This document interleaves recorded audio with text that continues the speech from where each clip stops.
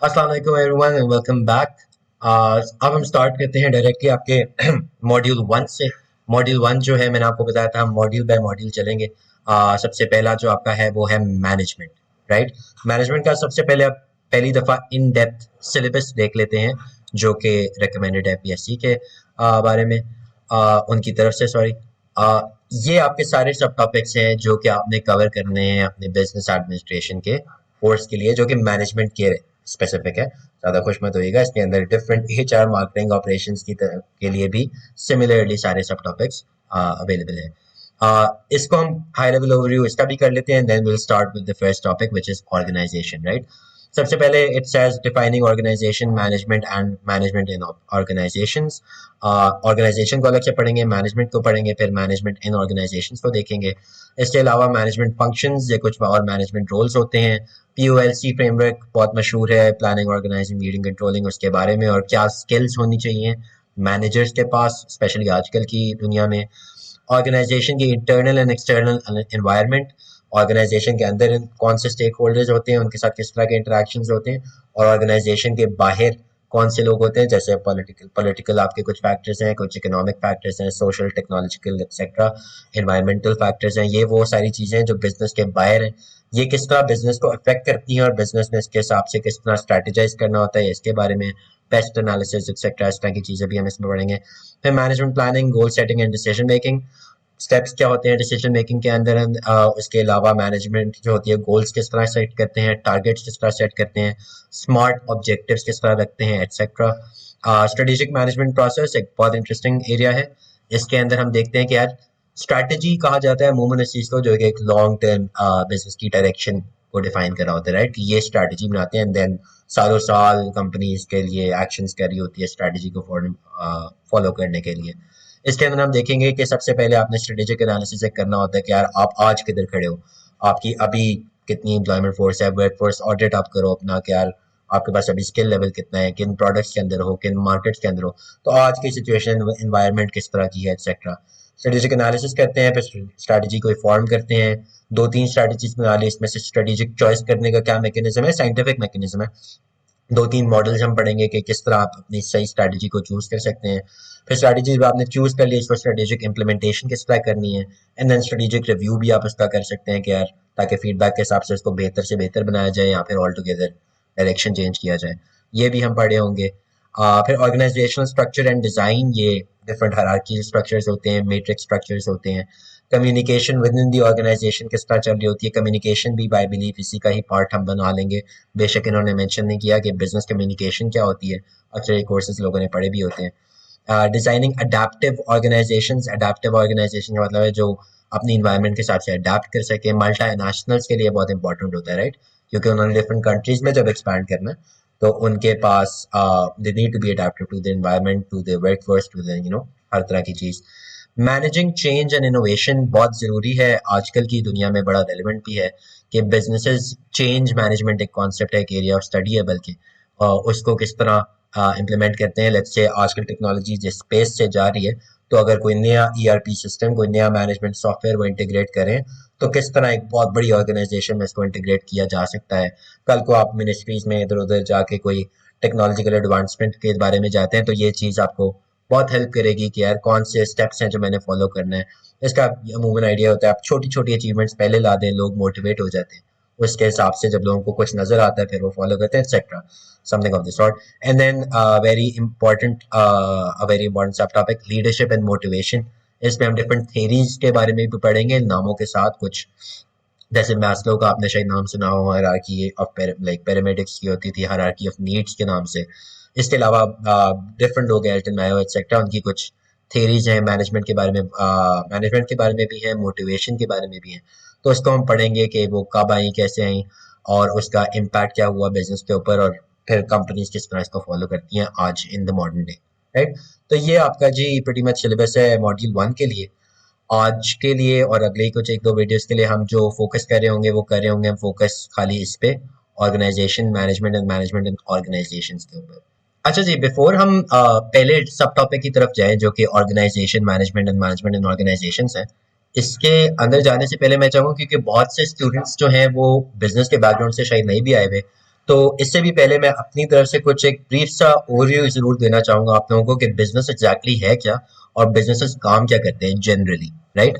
बहुत सा जनरल, एक बहुत ही जनरल सा ओवरव्यू हम पहले कर लें, उसके बाद थोड़ा सा पेशेंस रखेगा, हम पहले सब टॉपिक को स्टार्ट करते हैं, राइट। 2 से 3 स्लाइड्स हैं, जल्दी से हम इसको देख लेते हैं ताकि आपकी बेस सेट हो जाए। So very quick introduction to business.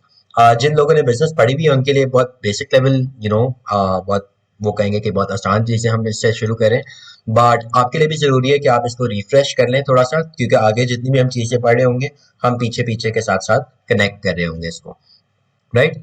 So we will start from the very basics, needs and wants से, right.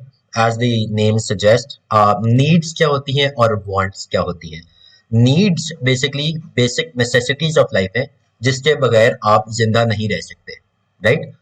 Basic necessities of life without which a person can not survive, जैसे रोटी कपड़ा मकान कह दें, right. खाने के बगैर, कपड़ों के बगैर, मकान के बगैर, घर के बगैर आप लोग शायद नहीं रह सकते। तो in food shelter and clothing, रोटी कपड़ा मकान जिसका बहुत मशहूर है, ये है आपकी नीड्स। बारी बारी स्टेप बाय स्टेप समझे, आगे पीछे हम ज्यादा नहीं जाएंगे। As oppose to that wants क्या होती हैं। वांट वो है कि चाहते हैं, राइट।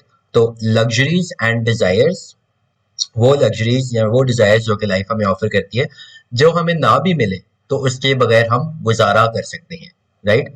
जैसे हम लग्जरी कार्स की बात करें, अब क्या पता बाइक, मोटर बाइक जो है वो एक बंदे की जरूरत हो क्योंकि उसने रोज काम पर जाना है, उसने घर वालों को लेके जाना है एक्सेट्रा, लेकिन लग्जरी गाड़ी BMW लेना उसकी जरूरत नहीं कभी हो सकती। अगर गाड़ी भी इसकी जरूरत है तो वो मेहरान से भी गुजारा हो सकता है, राइट।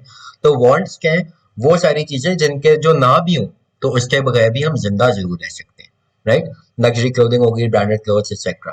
तो नीड्स एंड वांट्स के बीच में डिफरेंस आपको पता चल गया, राइट।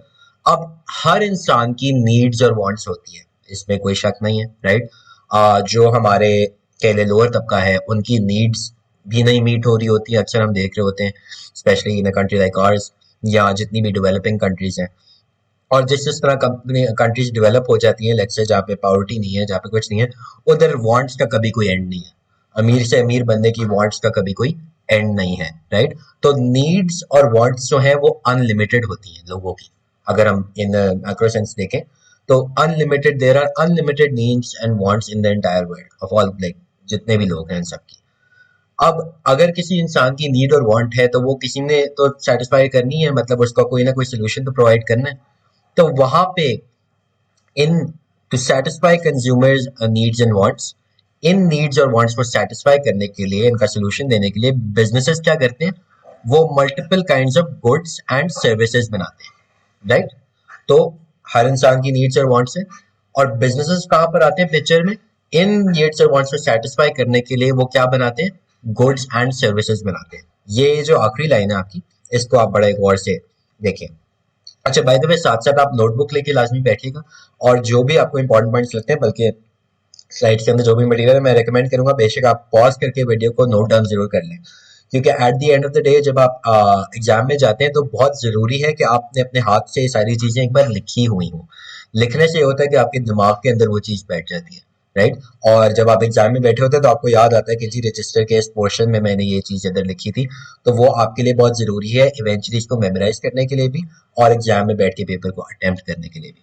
तो लाजमी नोटबुक लेके इन चीज़ों को ज़रूर नोट डाउन करें, और इसके अलावा इन चीज़ों के बारे में आपने और स्टडी करना हो तो आप डिफरेंट रिसोर्सेस इसके अंदर ऐड भी कर सकते हैं अपने नोट्स में। तो इस वाले पार्ट के ऊपर गौर दीजिएगा। To satisfy consumer needs and wants, businesses क्या करते हैं, गुड्स एंड सर्विसेज बनाते हैं। अच्छा जी, गुड्स एंड सर्विसेज क्या होते हैं इसको देख लेते हैं।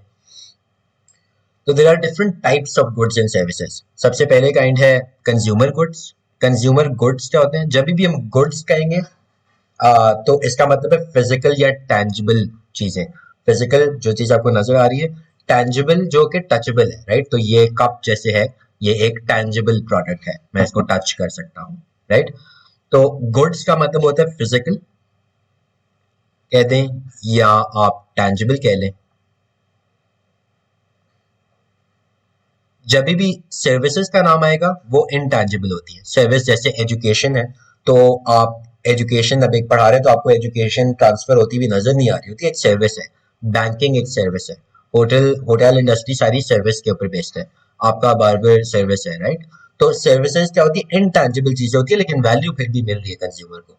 राइट? तो नजर नहीं आती, आप उसको टच नहीं कर सकते, लेकिन अगेन उसको हम सर्विस कहते हैं। तो पहले तो आप, before we move further down, आप गुड्स का मतलब समझते हैं फिजिकल और टैंजिबल, सर्विसेज का मतलब है इनटैंजिबल, राइट? तो कंज्यूमर गुड्स क्या होते हैं? सॉरी, कंज्यूमर गुड्स क्या होते हैं? गुड है, इसके भी नाम है गुड्स है, तो मतलब फिजिकल और टैंजिबल तो होंगे। और तो बेसिकली स्टार्ट भी डेफिनेशन इधर से हो रही है। Physical and tangible goods sold to the general public, वो गुड्स, वो सारी फिजिकल और टैंजिबल प्रोडक्ट्स जो कि जनरली आवाम को बेचे जाते हैं। जैसे फोन्स हैं, राइट? अब फोन जो है, आईफोन हो गया, एंड्रॉइड फोन, कोई भी सैमसंग का फोन है, वो एक फिजिकल या टैंजिबल चीज है, राइट? आप उसको टच कर सकते हैं और वो जो है जनरल पब्लिक को दी जाती है, राइट? अब इसके आगे भी फर्दर दो क्लासिफिकेशंस हैं जो कि आपको नजर आ रहे हैं। These include number one, durable consumer goods such as cars and washing machines, और and non durable consumer goods. Durable क्या होती है? पायदार एक चीज, राइट? तो ड्यूरेबल कंज्यूमर गुड वो होता है जो कि 1 साल से ज्यादा या एक दफा से यूज से ज्यादा दफा आपको वो फायदा पहुंच जाता है। जैसे लेट्स से आपने कोई गाड़ी खरीदी या वॉशिंग मशीन खरीदी, तो एक बार कंज्यूम करने से, एक दफा कपड़े धोने से वो टूट नहीं जाती, खराब नहीं हो जाती, खत्म नहीं हो जाती। इसका मतलब क्या है कि वो एक ड्यूरेबल कंज्यूमर गुड है, राइट? और नॉन ड्यूरेबल कंज्यूमर गुड्स कैसे हैं, कौन से होते हैं? अगेन ये भी टचेबल होते हैं, ये भी टैंजिबल होते हैं, लेकिन ये एक दफा कंज्यूम करने के बाद खत्म हो जाते हैं, राइट? जैसे फूड हो गया, ड्रिंक्स, स्वीट्स एक्सेट्रा, ये सारी क्या है? ये नॉन ड्यूरेबल कंज्यूमर गुड्स है गुड ही क्योंकि फिजिकल और टैंजिबल है। कंज्यूमर गुड ही है, क्यों? क्योंकि कंज्यूमर्स को बेचा जाता है, जनरल पब्लिक को बेचा जाता है। नॉन ड्यूरेबल है क्योंकि ये एक दफा इस्तेमाल करने से खत्म हो जाता है। तो नाम के अंदर ही आपको समझ आ जाएगी, अब इसको आपको रटने की जरूरत नहीं है। गुड का मतलब मैंने आपको बता दिया था, टैंजिबल, कंज्यूमर जो जनरल पब्लिक को बेचा जाए। तो कंज्यूमर गुड क्या होता है? Physical and tangible goods sold to the general public, correct? तो इस तरह अपने दिमाग को अपडेट करें। ड्यूरेबल कंज्यूमर गुड क्या होगा? वही वाली बात है, physical and tangible goods sold to the general public, जो कि एक दफा से ज्यादा दफा आपको मतलब एक दफा कंज्यूम करने से ज्यादा आपको वो फायदा पहुंचाता है। Machine, washing machine, industrial equipment etcetera. Industrial equipment को सॉरी आप जाने दें क्योंकि जनरल पब्लिक है। कंज्यूमर सर्विसेज क्या होती है? कंज्यूमर सर्विसेज क्या होती है जी? सर्विसेज क्या आती है? Intangible, right? So non tangible या इनटैंजिबल होना चाहिए वैसे प्रोडक्ट्स जो कि are sold to the general public. क्यों? क्योंकि कंज्यूमर तो अभी भी लगा हुआ है डेफिनेशन में। तो कंज्यूमर सर्विसेज क्या होंगी? Non tangible intangible product sold to the general public. इसके अंदर जैसे मैंने आपको बताया, hotel accommodation, insurance services, train journeys, आपके बार्बर्स, लोकल बार्बर्स हो गए, एजुकेशन, स्कूल्स एक्सेट्रा, ये सारी इनटैंजिबल सर्विसेज है। इवन लाइक डॉक्टर्स का अगर आप मेडिकल कंसल्टेंसी करें तो वो भी इनटैंजिबल सर्विस है। फिर है कैपिटल गुड्स। अभी देखिए कंज्यूमर हट गया, गुड्स ही है। गुड्स तो क्या होती है जी? फिजिकल और टैंजिबल तो है ही है, राइट? तो फिजिकल एंड टैंजिबल गुड्स, लेकिन ये कैपिटल गुड्स है, तो ये वो गुड्स है जो that are not sold to the general public, that are sold to the industry, या that are sold to other businesses. जैसे चाइना से अगर आपने प्लांट मंगवाया, एक बिजनेस है चाइना के अंदर जो कि मैन्युफैक्चरिंग प्लांट्स बनाता है, लेट्स से टेक्सटाइल के लिए। अब वो टेक्सटाइल के लिए प्लांट्स बनाता है, तो वो भी तो एक बिजनेस है ना। उसका प्रोडक्ट क्या है? टेक्सटाइल की मशीन बनाते हैं वो, और वो मशीन बेचता है। अब मैंने या आपने, एक कंज्यूमर ने तो टेक्सटाइल की मशीन का कुछ नहीं करना, उसने घर में बैठ के कपड़े थोड़ी बनाने। तो उसने वो मशीन किसको बेचनी है? डिफरेंट बिजनेसेस को, राइट? डिफरेंट अपनी इंडस्ट्री के अंदर जो कि टेक्सटाइल मैन्युफैक्चरर्स है लेट्स से। तो वो गुड्स जो कि डिफरेंट बिजनेसेस खरीदते हैं, जनरल आवाम नहीं खरीदती, हमारे और आप, मेरे और आपके जैसे बिजनेसेस खरीदते हैं, उसको हम कैपिटल गुड्स कहते हैं, राइट? तो ये खैर क्लासिफिकेशन थी खाली, बहुत बेसिक्स, तो आगे जाके हम इसको रिपीट करेंगे कोर्स में। तो हमने बात की कि नीड्स और वांट्स होती हैं, इंसानों की अनलिमिटेड है। नीड्स और वांट्स से सेटिस्फाई करने के लिए बिजनेसेस जो है गुड्स एंड सर्विसेज बनाते हैं, वो इस तरह की है। अब इन गुड्स और सर्विसेज को बनाने के लिए, to develop these goods and services, some resources are required. हम बेसिकली कर क्या रहे हैं, ये जो मैं आपको प्रिलिमिनरी इंट्रो दे रहा हूँ, हम बिजनेस की डेफिनेशन तक पहुंचना चाह रहे हैं, राइट? तो मैं रिपीट करता हूँ कि हम किस तरह पहुंच, अभी तक हम कहाँ पहुंचे। इंसानों की अनलिमिटेड नीड्स और वांट्स होती हैं, उन नीड्स और वांट्स को सेटिस्फाई करने के लिए गुड्स एंड सर्विसेज बनाने पड़ते हैं बिजनेसेस को। इन गुड्स एंड सर्विसेज बनाने के लिए कुछ रिसोर्सेज की जरूरत है। अच्छा जी, वो देख लेते हैं किस तरह के रिसोर्सेज की जरूरत है, क्या रिसोर्सेज है। तो बिजनेस में एक बहुत बेसिक कॉन्सेप्ट है, फैक्टर्स ऑफ प्रोडक्शन। कोई भी चीज किसी ने बनानी हो, कोई भी बिजनेस बनाना हो, या कोई भी चीज प्रोड्यूस करनी हो, जाहिर है बिजनेस बनाने का मतलब है गुड्स या सर्विसेज आप दे रहे होगे तो भी वो बिजनेस है। गुड्स एंड सर्विसेज बनाने के लिए आपको फैक्टर्स ऑफ प्रोडक्शन की जरूरत पड़ती है। ये इनपुट्स हैं, ये वो तमाम इनपुट्स हैं। जब गुड्स एंड सर्विसेज, जब आपने कुछ बनानी है तो ये इनपुट होगा, तब आपका आउटपुट या प्रोडक्ट्स और सर्विसेज निकलेंगे, कंज्यूमर गुड्स और सर्विसेज निकलेंगे। तो इन गुड्स और सर्विसेज जो कि अभी हमने बात की पहले, बनाने के लिए आपको किस चीज की जरूरत होती है? Factors of production. These are essentially what resources needed by business to produce goods और सर्विसेज। इसके अंदर अमूमन चार आती हैं, बहुत से लोग इसी डिफरेंट डिबेट्स हैं कि इसके अंदर और भी चीजें ऐड हो सकती हैं, लेकिन मेजरली हिस्टोरिकली बिजनेस के अंदर इनको चार हेडिंग्स के अंदर कंपाइल किया गया है, right, which are land, labour, capital and enterprise. बारी बारी देख लेते हैं। लैंड का मतलब है एक फिजिकल लोकेशन, ठीक है, एक फिजिकल लोकेशन। जाहिर है अगर आपने एक लेट्स से गाड़ियां बनानी है तो आपको फैक्ट्री के लिए जगह चाहिए। अगर आपने कुछ भी बनाना है तो आपको एक जगह चाहिए जहाँ पे बैठ के आप काम करोगे। दुकान भी अगर आपने खोलनी है, किराने की स्टोर खोलना है आपने, तो एक दुकान तो चाहिए। तो फिजिकल लैंड की बात हो रही है। आजकल रिमोट चीजें भी आ गई हैं कि आप वर्क फ्रॉम एनीवेयर और इस तरह की चीजें, तो ये चैलेंज हो सकता है। लेकिन लैंड का मतलब खाली फिजिकल लोकेशन की जगह नहीं हो रही, प्रेमिसेस की बात नहीं हो रही। इसका मतलब ये भी है कि वो तमाम चीजें जो कि लैंड या लेट्स से अर्थ से रेलेवेंट है। तो जितना भी रॉ मटेरियल लेट्स से पहाड़ों से निकलता है, मिनरल्स हो गए, नेचुरल रिसोर्सेज लाइक जैसे लिखा हुआ है कोल, टिम्बर एक्सेट्रा, गैसेस एक्सट्रैक्ट करनी है, ये सारी चीजें भी लैंड के अंदर आती हैं। तो रॉ मटेरियल्स कह लें एक तरह से, नेचुरल रिसोर्सेज कह लें एक तरह से, और फिजिकल लोकेशन ये लैंड है। ये आपको चाहिए जी सबसे पहले बिजनेस करने के लिए या गुड्स एंड सर्विसेज प्रोड्यूस करने के लिए। उसके बाद आपको लेबर चाहिए। लेबर का मतलब अगेन दो तरह की लेबर की बात हो रही है, व्हाइट कॉलर ब्लू कॉलर दोनों की बात हो रही है। आपको मजदूर, अगर लेट्स से आप कंस्ट्रक्शन कर रहे हैं, आपको मजदूर भी चाहिए, लेकिन मजदूरों के ऊपर आपको मैनेजर्स भी चाहिए, राइट। तो खाली फिजिकल लेबर लेबर की बात नहीं हो रही, मेंटल स्ट्रेंथ ऑफ वर्कर्स की बात हो रही है, जिनके पास मैनेजमेंट कैपेसिटी है, जिनके पास लेट्स से दिमाग है प्लानिंग करने का, ऑर्गेनाइज करने का, चीजों को एग्जीक्यूट कराने का, इम्प्लीमेंट कराने का, राइट। तो लैंड है आपके पास, और उसके बाद आपके पास लेबर है, physical and mental both, right, employees के लिए लेबर आपको चाहिए। कैपिटल आपको चाहिए। कैपिटल अमूमन बात हो रही है पैसे, रिसोर्सेज, पैसा तो चाहिए, सारी सी बात है बिजनेस करने के लिए। अगेन ये भी आजकल डिबेटेबल है, बहुत सी चीजें ऐसे मिल जाती है, लेकिन आप बेशक इन्वेस्टर से भी रेस करो, at the end of the day money तो चाहिए आपको, राइट, पैसे चाहिए। तो money invested into the business to run it. कुछ डेफिनेशंस में कैपिटल के अंदर मशीनरी को भी गिना जाता है, तो मशीनरी को भी कैपिटल ही कहा जाता है कि आपको मशीनरी चाहिए जी गुड्स एंड सर्विसेज प्रोड्यूस करने के लिए। और लास्टली एंड मोस्ट इम्पॉर्टेंटली, किसी भी गुड और सर्विस को बनाने के लिए अगर लैंड, लेबर, कैपिटल आ भी जाए, कहने को तो चीजें पूरी हो गई ना, जगह मिल गई, बंदे मिल गए, पैसा आ गया, इनको आप काम पे लगा दें तो चीजें बन जाएंगी। लेकिन सबसे इंपॉर्टेंट बात क्या है इसके अंदर, लास्ट फैक्टर प्रोडक्शन जो हमारा है वो है एंटरप्राइज। एंटरप्राइज बहुत जरूरी है। ये क्या है? The risk taking ability and driving force. ये एक एबिलिटी है, ये एक खासियत है, ये कह ले एक पर्सनैलिटी ट्रेट भी आप कह सकते हैं इसको। ये एक एबिलिटी है जो कि इन तमाम तीनों फैक्टर्स ऑफ प्रोडक्शन को कंबाइन करेगा, इसके बारे में रिस्क लेगा क्योंकि पैसा डूब भी सकता है, और फिर वो उसको एक बिजनेस के अंदर कन्वर्ट करके गुड्स एंड सर्विसेज की प्रोडक्शन देगा। जैसे मैंने अभी आपको कहा कि लैंड आ गए, लेबर आ गए, कैपिटल आ गए, लेकिन अब एक बंदा भी तो चाहिए ना जो इन चीजों को मैनेज करेगा, जो बिजनेस ओनर है बेसिकली, जो इन चीजों को मोबिलाइज करेगा और फिर वो चीजें होंगी। या एक बंदा होगा ना जो एंटरप्राइज या उसमें अंदर एंटरप्रेन्योरल क्वालिटीज होंगी, ताकि वो लैंड को कहीं से सोर्स करे, लेबर को कहीं से इकट्ठा करे, फिर कैपिटल अरेंज करे, खुद से करे, कहीं से करे, इन चीजों को put they like the person puts all of these things together and then starts producing goods and services. तो एंटरप्राइज के बगैर ये तीनों चीजें बिल्कुल नाकाम है, राइट। तो it is the what is enterprise exactly? The risk taking ability and driving force that combines the above factors, ये सॉरी factors नहीं है, ये factors है, above factors of production, right, to start up a business. और वो बंदा जिसके पास ये एबिलिटी होती है उसको हम एंटरप्रेन्योर कहते हैं। एंटरप्रेन्योरशिप का नाम आपने आजकल बड़ा सुन रहे होंगे। तो एंटरप्रेन्योर क्या होता है? जिसके पास रिस्क टेकिंग एबिलिटी या ड्राइविंग फोर्स होती है कि वो सारे फैक्टर्स ऑफ प्रोडक्शन को इकट्ठा करके एक बिजनेस को स्टार्ट कर सके। ये एक अच्छी डेफिनेशन कह सकते हैं आप इसको, राइट। तो अभी तक हमने क्या पढ़ा? नीड्स एंड वांट्स होती है, नीड्स एंड वांट्स को सेटिस्फाई करने के लिए बिजनेस को गुड्स एंड सर्विसेज बनाने, गुड्स एंड सर्विस बनाने के लिए फैक्टर्स ऑफ प्रोडक्शन चाहिए होते हैं।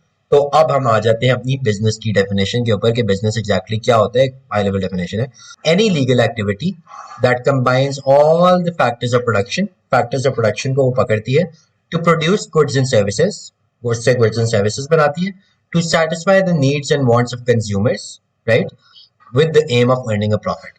तो ये एक परफेक्ट डेफिनेशन है आपके पास बिजनेस एक्टिविटी की या बिजनेसेस की। ये बिजनेसेस होते क्या हैं? आपको याद कराने के लिए, आपके लिए मेमोराइज आसान करने के लिए मैंने आपके नीचे भी इधर एक एनोटेशन डाल दी है कि बिजनेस एग्जैक्टली क्या होता है, जो कि तमाम फैक्टर्स ऑफ प्रोडक्शन को कंबाइन करता है, उसके थ्रू गुड्स एंड सर्विसेज बनाता है, गुड्स एंड सर्विसेज बना के कंज्यूमर्स और बिजनेसेस दोनों की, यहाँ पे आप कंज्यूमर के साथ एंड बिजनेसेस भी ऐड कर सकते हैं, कंज्यूमर्स और बिजनेसेस की नीड्स को और वांट्स को सेटिस्फाई करते हैं, ताकि वो एक प्रॉफिट बना सके eight the end of the day, right, जो फॉर प्रॉफिट कंपनीज होती है, इसको हम देख रहे हैं। तो ये एक आपका बिजनेस की एग्जैक्ट डेफिनेशन थी। एक आखिरी term before we start with organisation, जो आपका पहला सब टॉपिक है, क्योंकि मैं चाह रहा था कि एक बेस सेट हो जाए हमारी, then we can move forward, right. तो एक आखिरी टर्म हम इसको पढ़ लेते हैं, which is what, added value. Added value कहने को तो अंग्रेजी के दो लफ्ज हैं, लेकिन ये एक प्रॉपर स्पेसिफिक टर्म है जो कि बिजनेस स्टडीज में या बिजनेस एडमिनिस्ट्रेशन में यूज होती है, राइट। तो इसको आपने लाजमी एक चीज करना है। ये एग्जैक्टली है क्या, हर बिजनेस जो है वो वैल्यू ऐड कर रहा होता है, वैल्यू एडिशन या वैल्यू क्रिएशन कर रहा होता है। हर बिजनेस की एक कोर एक्टिविटी है एडेड वैल्यू को बढ़ाना, क्रिएट करना, राइट। एडेड वैल्यू है क्या, इसके बारे में बात करते हैं। इसका एक फॉर्मूला भी है, और जो फॉर्मूला को ही अगर आप इंग्लिश में लिखना चाहें तो वो इसकी डेफिनेशन बन जाती है। कैसे, हम इसको देखते हैं। Added value is basically what, it is the difference between the selling price, right, it is the difference between the selling price of a product and the cost of what in materials needed to produce them. तो added value जो है आपकी selling price और जो materials लगे हैं उसको बनाने के लिए, उसके बीच का जो डिफरेंस है वो है। फॉर एग्जाम्पल, ये एक पेन है, राइट। अगर इस पेन की मार्केट की सेलिंग प्राइस है 10 रुपए की, कि 10 रुपए का ये बिकता है, राइट, तो सेलिंग प्राइस क्या हो जाएगी, सेलिंग प्राइस हो जाएगी जी 10, राइट। और कॉस्ट ऑफ मटेरियल्स जो है, लेट्स से इसके अंदर जो प्लास्टिक लगा हुआ है, जो रबर लगा हुआ है आगे, जो इसके अंदर लेड है, वो सब कुछ मिला के इसकी कॉस्ट ऑफ जो मतलब मटेरियल्स है वो है 4। तो एडेड वैल्यू क्या होता है, it is the difference between selling price and cost of materials. तो 10 माइनस 4 6, राइट, 6 आपकी एडेड वैल्यू है, राइट। तो अब ये आपने लाजमी देखना है। अगर मैंने नीचे भी एक एग्जांपल दी हुई है, एडेड वैल्यू क्या है कि लेट्स से सेलिंग प्राइस एक प्रोडक्ट की 5 है और कॉस्ट ऑफ मटेरियल्स उसको 1 रुपया लगता है बनाने के लिए, तो 4 आपकी एडेड वैल्यू होगी। ये थाउजेंड्स में भी जा सकती है, हंड्रेड्स में भी जा सकती है, जाहिर सी बात है, given the selling price and cost of materials. एक बात को आपने लाजमी दिमाग में रखना है कि ये जो है it is not the same as profit. यहाँ पे मैंने मेंशन भी किया है कि अक्सर लोग कहते हैं कि यार हमने सेलिंग प्राइस में से, मतलब सेल्स में से कॉस्ट को निकाल दिया तो पीछे प्रॉफिट बच गया ना, लेकिन ऐसा नहीं है। Added value is not the same as profit, right. Why, because इसमें हमने इनडायरेक्ट एक्सपेंसेस को नहीं निकाला। हाँ, हमने मटीरियल्स की कॉस्ट निकाल दी है, लेकिन इसको बनाने के लिए जो लेबर लगी थी हमने वो इसके अंदर नहीं डाली। इसको बनाने के लिए जो जिस फैक्ट्री में ये बन रहा था उसका जो बिजली का खर्चा था वो भी eight the end of the day निकलना तो इस पेन के रेवेन्यू में से है ना। एक कंपनी है जो कि पेन्स बनाती है और पेन्स बेचती है, तो उसका इनफ्लो कहाँ से आ रहा है, पेन्स के रेवेन्यू से, पेन्स की सेल्स से, राइट। तो eight the end of the day इसके अंदर कोई कॉस्ट का एलिमेंट होगा ना, जो कि बिजली का, लेबर का, रेंट का, फैक्ट्री रेंट का एक्सेट्रा जाएगा। अब एक कॉस्टिंग के अंदर हम ज्यादा नहीं जाते, हम फाइनेंस की यूनिट में जाएंगे, बट आपको मकसद समझ आ गया कि खाली हम जब मटेरियल्स की कॉस्ट नजर आ रहा है वो निकालेंगे तो आपके पास एडेड वैल्यू बन जाएगी। इसके अंदर से फर्दर इनडायरेक्ट एक्सपेंसेस निकालो, फिर हाँ आप कह सकते हो कि ये प्रॉफिट है, right. It is not the same as profit though, added value. हर बिजनेस ने they need to create value while producing goods and services. In other words, businesses ने करना क्या होता है, इन्होंने ये जो आंसर है इसको मैक्सिमाइज करना होता है। हर बिजनेस का गोल होता है कि एडेड वैल्यू को मैक्सिमाइज करें, प्राइस ज्यादा से ज्यादा जितनी चार्ज कर सकते हैं और कॉस्ट ऑफ मटेरियल्स को कम करें। तो आपसे सवाल ये आ सकता है, वैसे तो डायरेक्टली कोर्स वर्क में नहीं है, लेकिन आप इसको जरूर मेंशन जरूर करें, कॉन्सेप्ट को समझें कि एडेड वैल्यू को इंक्रीज किस तरह किया जा सकता है। एडेड वैल्यू इसी तरह इंक्रीज होगी ना, अगर सेलिंग प्राइस आपकी ज्यादा हो जाए, लेट्स से 10 के बजाय 12 हो जाए, तो 12 माइनस 4 जो है फिर 8 आ जाएगी, तो एडेड वैल्यू देखें इंक्रीज होगी, राइट। और दूसरा तरीका ये है कि आप कॉस्ट ऑफ मटेरियल्स को कम कर लें, लेट्स से ये 2 हो गई, तो 10 माइनस 2 जो है वो आपकी 8 हो गई, इससे भी तो एडेड वैल्यू फिर भी इंक्रीज कर रही है, राइट। तो किस तरह एडेड वैल्यू इंक्रीज हो सकती है, either by increasing the selling price और decreasing the cost of materials. अब सेलिंग प्राइस को इंक्रीज करना, फिर रिलेटिवली हम इसके मेथड्स पढ़ते हैं। कॉस्ट ऑफ मटेरियल्स आपके हाथ में नहीं होता, आप कहीं से खरीद रहे होते हैं, लेकिन अगर आप बल्क बाइंग करें तो आपकी फिर भी लेट्स से एडेड वैल्यू बढ़ सकती है, क्योंकि बल्क बाइंग में आपको डिस्काउंट्स मिलते हैं, कॉस्ट ऑफ मटेरियल्स आपकी गिर सकती है, राइट। अब सवाल यह पैदा होता है कि अच्छा ये तो समझ आती है कि सेलिंग प्राइस इंक्रीज करने से या कॉस्ट ऑफ मटेरियल डिक्रीज करने से एडेड वैल्यू बढ़ती है, लेकिन किस तरह की डिसीजन मेकिंग स्ट्रेटजीज या मतलब डिसीजंस ले सकता है एक बिजनेस कि एडेड वैल्यू बढ़ जाए? तो value can be added by branded packaging. अगर एक प्रोडक्ट जो है वो बहुत अच्छे, अगर इसी पेन को आप मुझे इस तरह बेचेंगे तो शायद मैं 10 रुपए देने के लिए तैयार हूँ, कंज्यूमर्स 10 रुपए देंगे। अगर इसको आप मुझे एक अच्छे से बॉक्स के अंदर एक रैप के ऊपर साथ एक नोट लगा हुआ और एक अच्छा सा लोगो एक्सेट्रा हो, तो मुझे लगेगा यार ये ब्रांडेड चीज है, तो इसके लिए मैं शायद 10 के बजाय 15 या 20 रुपए भी दे दूं। तो ब्रांडेड पैकेजिंग से आप प्राइस को बढ़ा सकते हैं, हेंस एडेड वैल्यू बढ़ जाती है। आपकी शॉप जो है, जो रिटेल स्टोर है, वो वेल डिजाइंड हो, जैसे सोनी के स्टोर्स में आप जाते हैं, एप्पल स्टोर्स में आप ग्लोबली जाएं, तो वो इतनी एक आपको फील इस तरह की देता है कि आप एक महंगी जगह पे हैं, सेलिंग प्राइस ऊपर आप चार्ज कर सकते हैं, एडेड वैल्यू बढ़ जाएगी। एडवर्टाइजिंग से इन द सेंस कि आप दिखाएं कि एक प्रीमियम प्रोडक्ट है, लैम्बोर्गिनी जैसे है, एक्सेट्रा एक्सेट्रा। तो प्रीमियम प्रोडक्ट है, एडवर्टाइजिंग में इसको दिखा पोजीशन इस तरह कर दे कि जी एक महंगी चीज है, एक अब ब्रांडेड चीज है and it is a must to have, तब आप इसको बढ़ा सकते हैं। आपका स्टाफ एजुकेटेड होगा, तो जो भी कस्टमर आपके पास आएगा, आप वो समझेगा कि यार ये लोग पढ़े लिखे लोग हैं, तो इनकी नेचुरली हाई पेड एम्प्लॉयज हैं, तो नेचुरली कॉस्ट महंगी होगी, प्राइस महंगी होगी, एक्सेट्रा। आप हाई प्राइस चार्ज कर लें। एयर कंडीशनर्स, मैंने छोटी सी छोटी चीज बता दी, दुकान में एसी लगा हुआ है, experience, customer experience, buying experience अच्छा है, तो आप हाई प्राइस चार्ज कर सकते हैं। और एक्सलेंट कस्टमर सर्विस एक बहुत इंपॉर्टेंट पॉइंट है।